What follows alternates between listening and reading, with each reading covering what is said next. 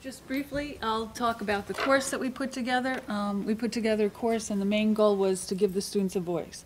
This course is a learning community seminar at Bunker Hill Community College, where we put together seminars. This is a 3-credit course to help them to connect to the college. Other students have to take other courses with other themes. Students sign up for this, and the title of the course was The Military, Life Before, During, and After. And in this course, the whole goal was to connect them to resources, supports, and I had the idea of having them write digital stories. What they had to do is come up with, we had 4 essays. The first one was, who were you growing up? What's your background? Why did you join the military? Tell us something that happened during the military. And where are you going now? What are your goals? What do you plan to do?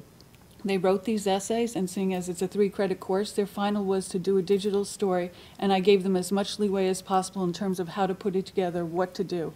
They put together these digital stories. If any of you have seen the film The War by Ken Burns, similar to the first part of that, it starts off with who they are, and they could take it whatever way they wanted to do and go whatever way. The stories were phenomenal. These were veterans talking about themselves to other veterans within the class. One veteran said, "This is the first time I'm telling my story, and I'm sober."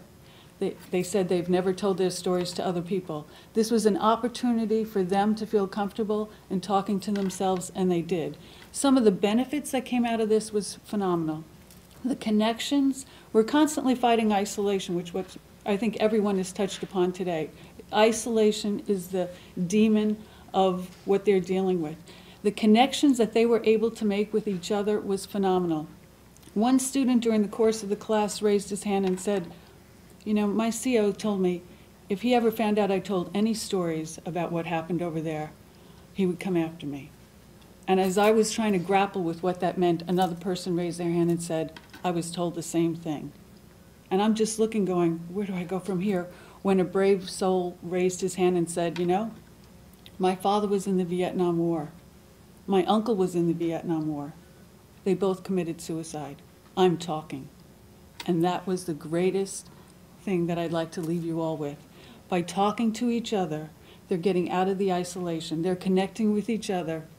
And if we can provide that opportunity, that culture where they can talk to each other in a safe environment, we're doing a world of good. So with your books that you had talked about, with the art programs, with the connections, with the ministries, every one of us today have talked about the community that is so critical.